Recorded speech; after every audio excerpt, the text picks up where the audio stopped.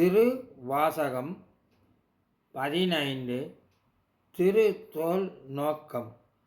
முதல் பாடல். பூத்தாரும் பொய்கை புனல் இதுவே என கருதி பெய்தேர் முகம் கூறும் பேதை குணம் ஆகாமே. தீர்த்தாய் திகழ்த்திலை அம்பலத்தே திருநடம் செய் கூத்தாவுன் சேவடி கூடு வண்ணம் தோள் நோக்கம். பூத்தாரும் பொய்கை புனல் இதுவே என கருதி பெய்தேர் முகம் கூறும் பேதை குணம் ஆகாமே. தீர்த்தாய் திகழ்த்திலை அம்பலத்தே திருநடம் செய் கூத்தாவுன் சேவடி கூடு வண்ணம் தோள் நோக்கம்.